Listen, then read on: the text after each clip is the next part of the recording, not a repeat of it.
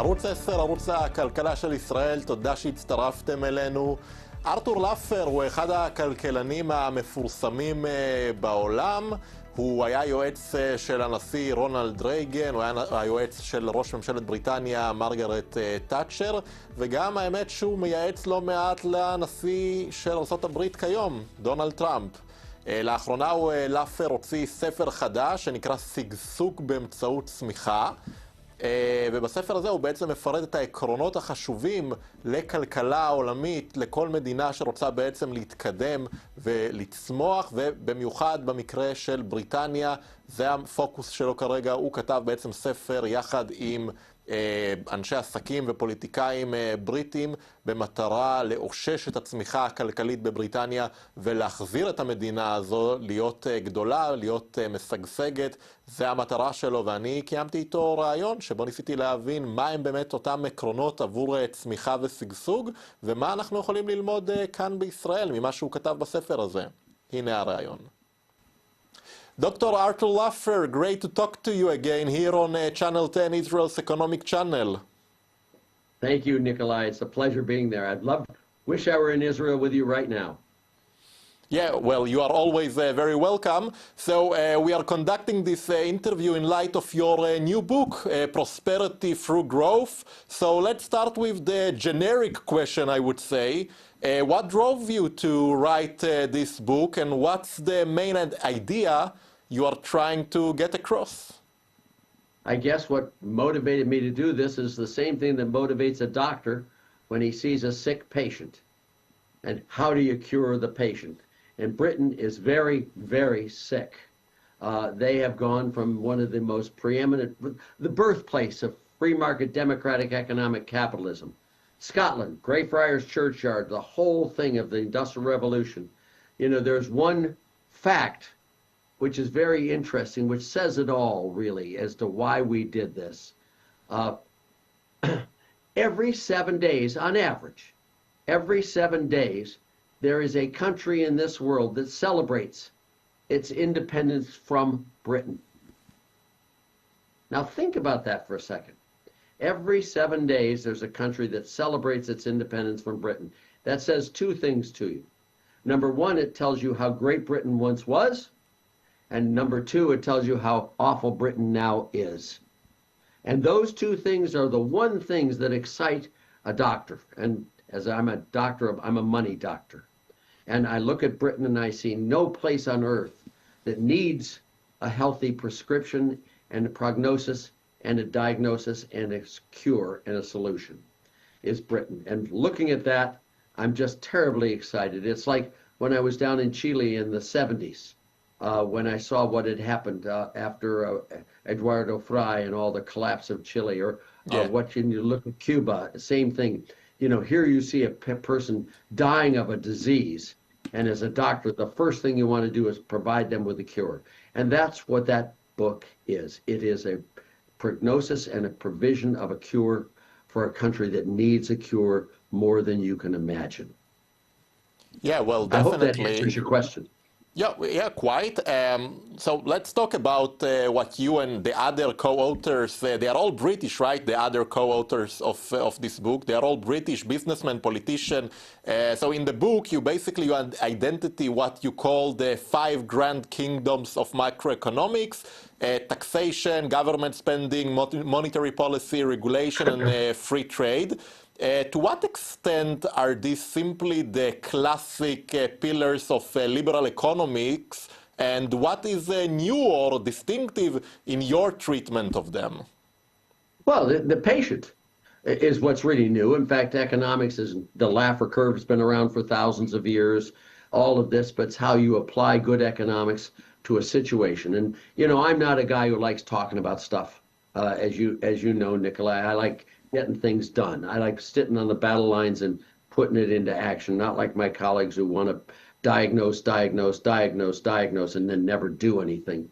You know, I want to sit there. We had interviews with, I think, 5 former prime ministers, 10 former chancellors of the exchequer. We have 32 businessmen.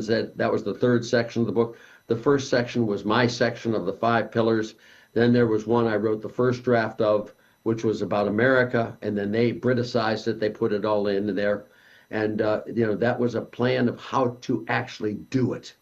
This is a game plan of on the ground, what do you do? What do you need to have done? Where can you do it? And I went over there and with them, and they are great people, my co-authors, and we provided a solution, not just talked about a problem. So let's talk about the solution. What Britain should do in order to grow again? Well, the solution is, of course, a low-rate, broad-based, flat tax, clear, spending restraint, sound money. British is too little a country to have a separate currency, to be honest with you. If you look at the regulations, they're out of sight bad. If you look at, they could be the most energy plentiful nation on earth, but they aren't. If you look at the trade position, Britain's in a horrible trade position there. All 5 of the kingdoms, there are major things they can do to make Britain, once again, a great country and a prosperous country and serve their people. And we went through all of those specifically with them, and we gave them plans on how to literally do it. Now, there's a political process that has to take place in Britain, but we are willing to work with that as well. We want to make this happen, not just ticky talk. This is a time for action, not a time for equivocation, not a time for being wussy, not a time for, and it's like Israel, why I so admire Netanyahu. As you know, I'm a huge fan because he gets stuff done. There may be other prime ministers who are brighter than he is or not, but this is the guy who had a problem and went to solving it. You may not like everything he did, but he's doing it. It's why I so am in favor of Donald Trump and Ronald Reagan, because when they saw the problems in the U.S., it wasn't just idle chitter chatter. It was, what do we get down on the battlefields and let's go for the gold and really transform the world. And I hope Britain will do that. But we are here to back them 100% on their actions. Yeah, you are mentioning Reagan and Netanyahu, but in the context of the UK, we obviously want to talk about Lady Thatcher. Margaret Thatcher was the prime minister between 1979 to 1990. Recently, just a few weeks ago, we celebrated the 100 years anniversary of her birth, and she got things done. Yeah, I was with her all the time, as you probably know. I was the only American involved with her thing there on a ground level. There were all sorts of famous people and parties and all of that, but on the ground level there, and she got things done. She took the highest marginal income tax rate from 96 or 98% down to 40%. She struck the unions. She privatized coal, oil, the railroads, all of that. She did all of the heavy lifting, and for the only time in Britain's recent history, it really went through that way. Yes, Lady Thatcher got stuff done. And this is what I'd like to find is another person to get stuff done more permanently than Lady Thatcher did. I'd like it to last 1,000 years. But whatever it is, this is the time Britain needs it now more than ever. And there is very little, appetite at present on the Labour Party or the Conservative Party or the Liberal Party. Now, there is a good appetite in the Reform Party. Nigel Farage may be that bold leader who goes forward, but we need action in Britain, not talk. And it's time for going for it. But that's exactly the question here, I think, because when it comes to the current government in the UK, the Labour government, I'm not sure they are on the same page with your ideas, the ideas you express in this book, when it comes to free trade, when it comes to lower taxes, lower regulation. I'm not sure they're there, actually. Well, I'm sure they're not. Let me be even more firm than you are. They are not, but that doesn't mean they can't be. Ronald Reagan once was a union leader of AFTRA and SAG and called the largest nationwide strike. Ronald Reagan once was the biggest tax increasing governor the country has ever seen when he raised the personal income tax, raised the sales tax, raised the property tax, raised the corporate tax rate, raised the capital gain, all as governor of California. Who would have ever guessed that that man could become the greatest president the U.S. has ever had at present? It was amazing what he did. There's no reason not to try to see if we can get Rachel Reeves and Keir Starmer and these others to see the light. The light is so bright. It's in your eyes. It's It's obvious what they need to do. And they need to do it now, not tomorrow. They need to cut tax rates, not raise them. They need to cut government spending, stop paying people to work, not to work, and stop taxing people if they do work. Stop calling. You know, when Gordon Brown raised the highest marginal tax rate in Britain from 40p to 50p, all of this stuff were, they had a big section of the exchequer, which is called the Lafer section, of what were the consequences under that. And you know, the consequences were catastrophic. But what did Cameron do when he came into office? Oh, he dropped it from 50p to 45p. He should have dropped it to 35 or 30p. Get it done. And we can do a plan that makes it static revenue neutral. If you're afraid of running out of money, well, as if they haven't run out of money already. We can do it literally to make it static revenue and have only the good side by cutting off deductions, exemptions, exclusions, etc. All of these wasteful things. We could privatize the railroads again, make it work, make this stuff happen correctly. But you know, what they've done is they've gone the wrong way so far. Now, there's no reason why I would not be delighted if it were Keir Starmer and Rachel Reeves. It doesn't have to be Labor, it doesn't have to be conservative, it doesn't have to be liberal, it doesn't have to be reform. It just has to be good economics and done strongly. Yes, well, I know in this context you are actually a big fan of Tony Blair from the Labour Party, but I mean, right with me. Yeah, well, definitely no, but I think that that's exactly the thing. The question is whether today we have enough support of those ideas that you are talking about, because sometimes it seems to me that people are, they are into lower taxes, but they also want high government spending, and it's not working together. I don't think so. Let me give you a truism. It is one of the most popular things in Britain is something called the lottery. Tall people, short people, fat people, skinny people, brown people, white people, girls, boys, everything, old, young, all of them love the lottery because they all want to be rich. Everyone wants to be rich. Then why do they elect people who are hostile to the rich? These people they elect want to destroy the very people they wish they could become. That makes no sense whatsoever, Nikola. You know, that's crazy. We need to set a set of policies in Britain right now that cuts taxes on the rich. It goes to a low-rate, broad-based flat tax where if you make 10 times as much as I do, you should pay 10 times as much in taxes, but not 1,000 times as much in taxes. That's not fair. That's not right. It should be a low-rate, broad-based flat tax so you provide people with the least incentives to evade, avoid, or otherwise not report taxable income. And you have the least number of loopholes, credits, deductions, exclusions, write-offs, whatever. So you get a low-rate, broad-based flat tax, and then let the country solve its own problems. And you can believe that Britain, everyone in Britain wants to be rich, and they'll all work their tushes off to get there if you put in the correct government and did the job right.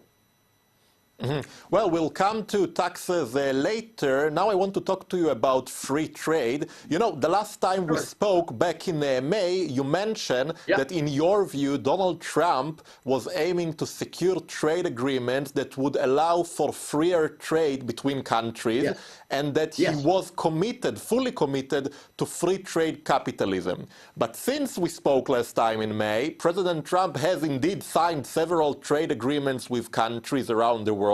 Not with Israel, by the way, at least so far. But it seems that in all these agreements, he maintained some level of tariffs on goods. How do you explain this approach of the president? Yeah. When I talked with you in Israel, and I talked with you completely correctly on Trump and what his views were, which I told you about the conversation I'd had with him in 2019 when he made those statements to me. And I think he is totally a free trader. But trade is not just economics. Trade is also a tool to deal with other countries and other problems. For example, when you look at the situation between Ukraine and Russia, you know, without sanctions and without use there, it would be very hard to bring them to the table to negotiate a peace treaty. When you looked at what happens between Pakistan and Afghanistan, when you look at the wars that he's settled in Africa already, when you look at all of these other issues going on, Trade is much, much more than just an economic issue. Without the relationships of trade, it would be very hard to get everyone to see the issues in Gaza and get it. And I give Trump a great deal of credit, and our ambassador to Israel as well, Mike Huckabee, is just wonderful, and very much interested in Israel and peace in the Middle East. We all are. Trade is a tool for securing those issues and those solutions as well. Now, when I talk to you about trade, he understands the gains from trade. If you look at what he did in his first term, all 5 of his trade deals then, by the way, he didn't use the tools that he does now, all 5 of those deals were freer trade than they had been before. The USMCA, Japan, South Korea, Brazil, and Colombia, all of them have been. And I'm sure that when Trump finishes his term in office, it will be a far freer trade world than it has been, and a much more peaceful world, because this man, my president, knows how to negotiate to get the total solution. And I'm very proud of what he's done, and I think he's on the right track. Well, we all hope so, but and we also hope that we will have a new trade deal with the U.S. now. But you say, I mean, your bottom line is that his direction is the same direction, but the way maybe is different. That even if we will have tariffs at this point, it's not forever. No, of course not. He changes his views on tariffs every hour on the hour. He uses them to negotiate. I mean, you've got to understand that.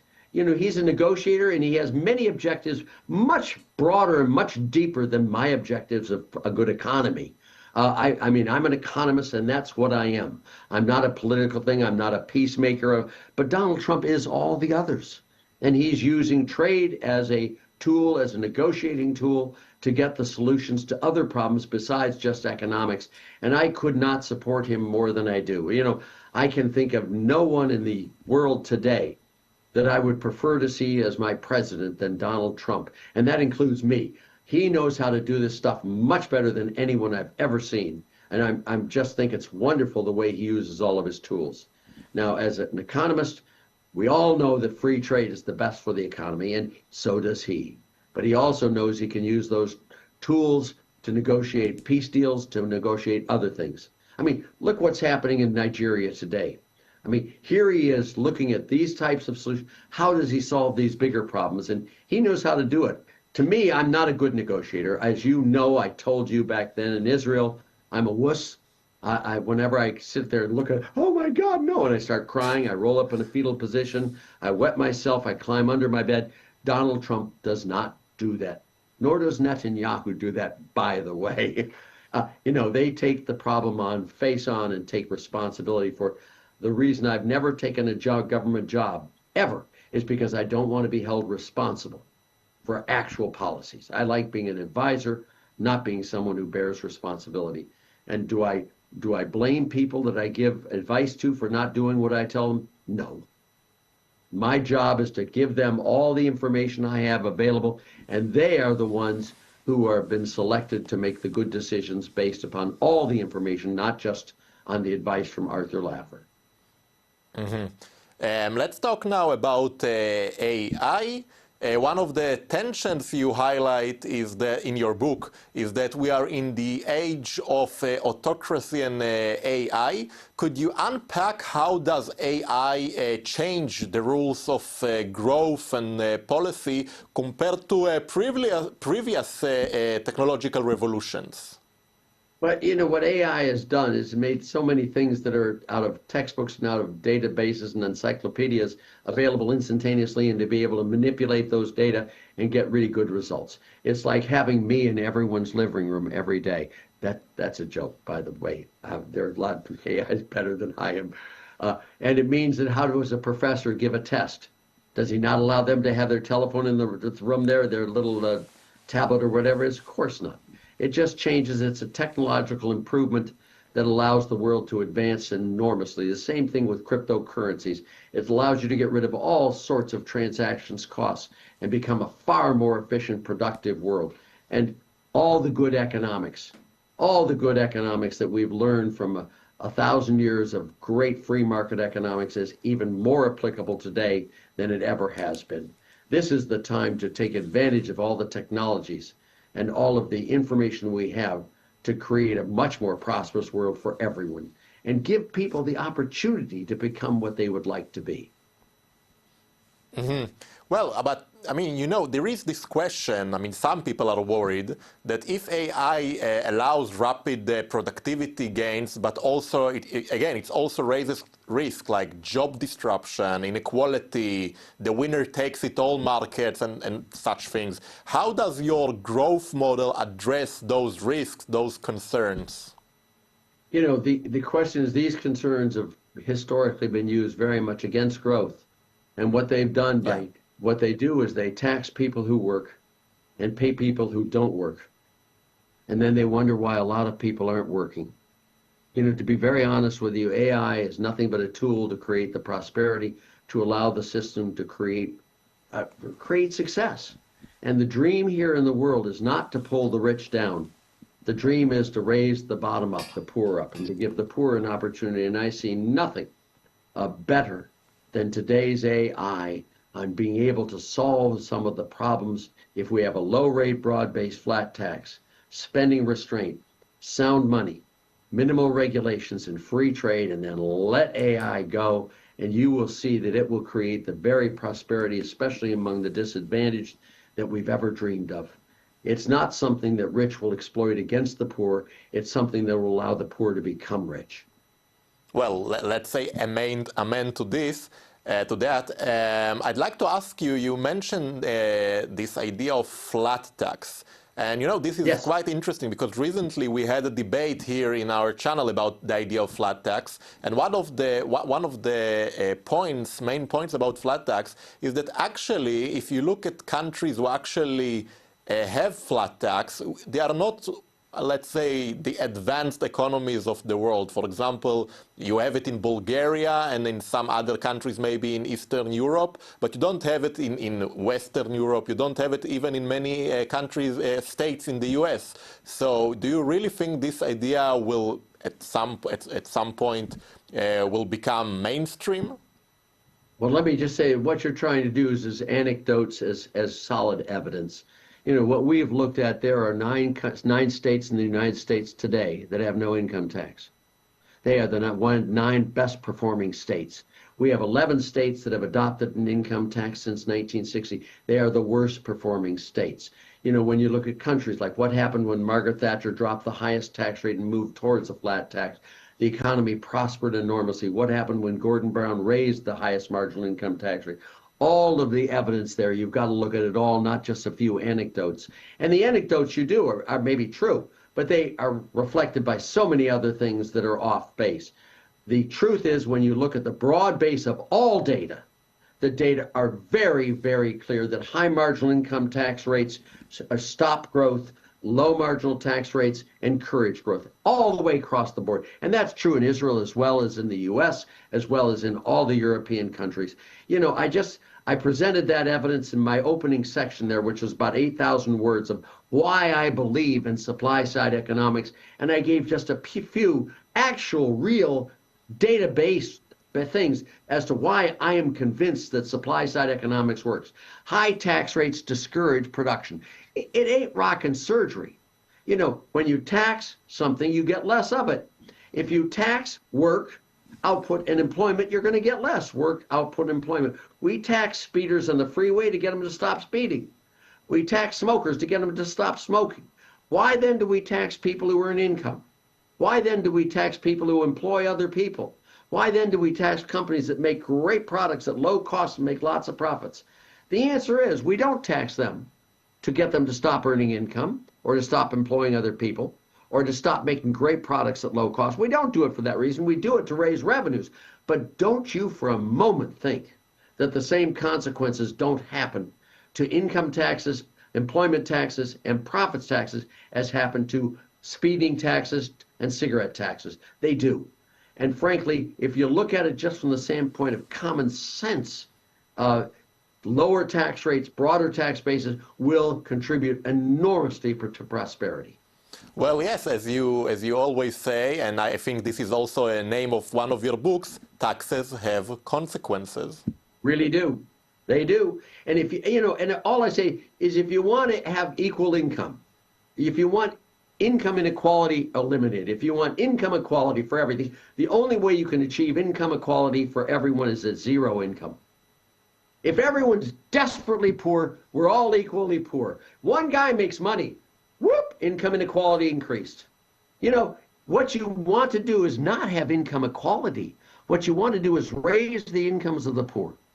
And what is that? Every single time we have cut the highest tax rate on the top 1% of income earners, every single time in the U.S., in my book, Taxes Have Consequences, every time, three things have happened. The economy has outperformed, tax revenues from the rich have gone up, not down, and the poor have found jobs and opportunities. Every single time we've raised taxes on the rich, three things have occurred. The economy has underperformed, tax revenues from the rich have gone down, and the poor have been hammered. Go read the book. We have every single tax return from 1913 to the present. This is not a sample. This is not something. This is about facts. So when you hear people squealing and talking about, oh my God, we can't lower taxes on the rich, that's not good, oh my goodness, you know, that's just virtuosity posing, you know, virtue signaling, as they call it. You know, we're here to get the job done, and we have the evidence, we know how to do it. And that's what this book is all about, and it's about how Britain can literally do it. This is tailor-made for Britain to get them, to show them exactly how they can create the prosperity they desperately need and want.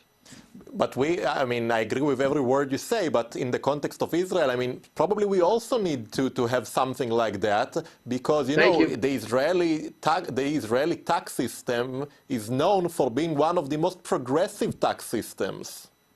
That's right. You've done some things very right in Israel, just for the record. You know, Stan Fisher and Jacob Frankel were both students and colleagues of mine.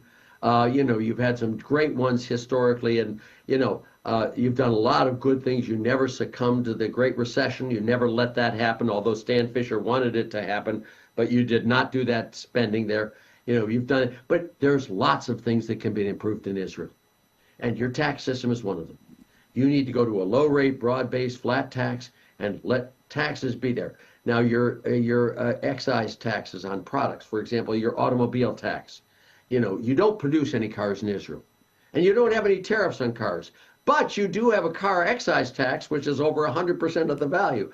That needs to be just rectified as well. There are lots of things that I could recommend, and if you want Israel to do a good job, I'll be glad to work with a couple of Israeli politicians and do a book on Israel. I'd love to do it, because there's no country I love more than I do Israel, except for America.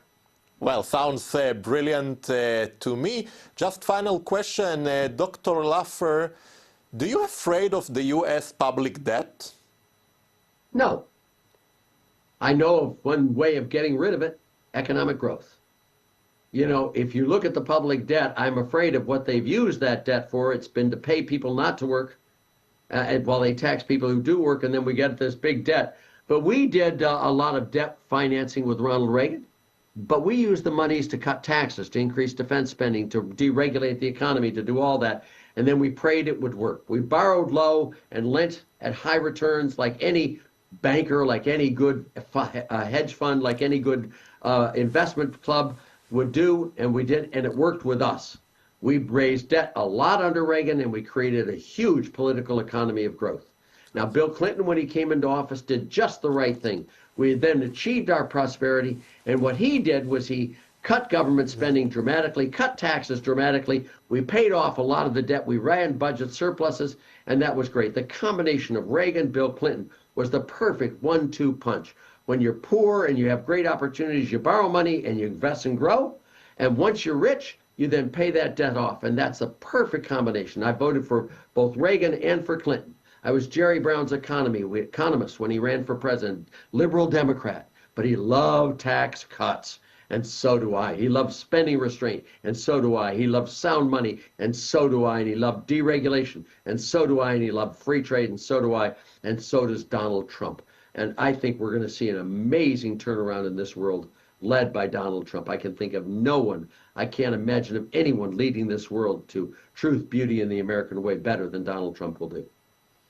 And I don't mean to do that I'm 85, but let me just tell you, Nikola, that because of my belief in the future and my optimism, I have made a vow that I'm going to live at least another 52 years so I can enjoy all of that prosperity that's coming forward. Well, we will wish you that you will get to this age, of course. Dr. Arthur course Lafer, will. we hope so. Dr. Arthur Lafer, as always, it was fascinating. Thank you for this conversation. Thank you for all you guys do. By the way, you do a great show. You do a great thing. And we're 100% Team Israel in this. Thank you. Thank you so much, sir. Thank you. My pleasure.